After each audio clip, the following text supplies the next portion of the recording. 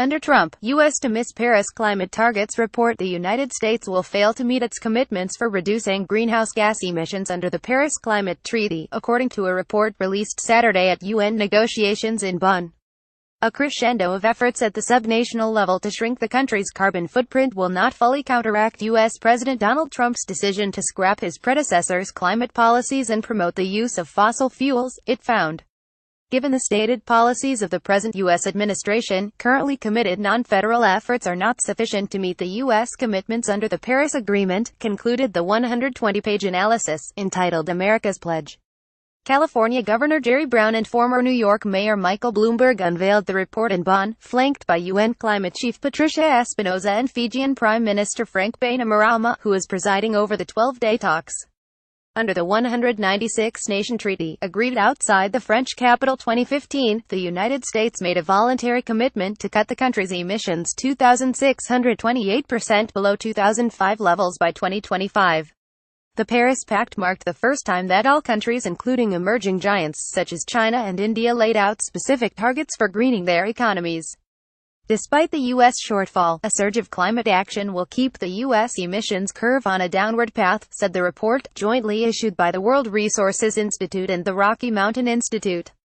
States, cities, and business have emerged as the new face of American leadership on climate change, and are stepping up with commitments to reduce greenhouse gas emissions, they said in a statement. If these non-federal actors were a country, their economy would be the third largest in the world. 20 U.S. states, 110 cities, and over 1,400 businesses with U.S. operations have adopted quantified emissions reduction targets, the report found. Collectively, they represent $25 trillion in market capitalization and nearly a billion tons of greenhouse gas emissions per year. Total global emissions were about 42 billion tons in 2015, according to the Global Carbon Project. Trend is clear among U.S. states. California has adopted the most ambitious targets, requiring greenhouse gas emissions to fall at least 40% below 1990 levels by 2030. America's Pledge and coalitions like We Are Still in are showing that, despite reversals in Washington, U.S. climate action is strong and growing, said Bob Preciasepe, president of the Center for Climate and Energy Solutions in Arlington, Virginia. Since taking office, Trump has kept two campaign promises: pulling out of the Paris Treaty, and scrapping Barack Obama's Clean Power Plan, which boosted renewables and aimed to cut U.S. emissions from power plants for the first time. But his vow to revitalize the U.S. coal industry, undercut by a sharp drop in natural gas prices, will be harder to fulfill, experts say.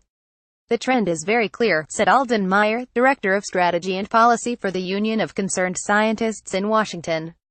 Investment and deployment of renewable energy and energy efficiency have continued growing. Employment in the solar industry grew 24.5% in 2016 compared to a year earlier, reaching a workforce of nearly 374,000 people, according to the U.S. Energy Department. There were also more than 100,000 jobs in the U.S. wind energy sector by the end of last year.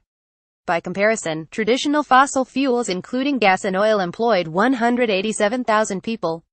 Syria to join Paris Climate Pact, isolating U.S. Bonn. AFP November 7, 2017. Syria told the UN climate talks in Bonn on Tuesday that it would join the Paris Agreement, leaving the United States as the only nation in the world opting to stay outside the landmark treaty. We are going to join the Paris Agreement, the Syrian delegate, speaking in Arabic, said during a plenary session at the 196-nation talks, according to Safa Al-Jayousi of the Indiact NGO, who was on. Read more related links. Climate science news, modeling, mitigation, adaptation. Thanks for being here. We need your help. The Space Daily News Network continues to grow, but revenues have never been harder to maintain. With the rise of ad blockers and Facebook, our traditional revenue sources via quality network advertising continues to decline. And unlike so many other news sites, we don't have a paywall with those annoying usernames and passwords. Our news coverage takes time and effort to publish 365 days a year. If you find our news sites informative and useful, then please consider becoming a regular supporter, or for now make a one-off contribution. Space Daily Contributor $5 billed once, credit card or PayPal. Space Daily Monthly Supporter $5 billed monthly, PayPal only.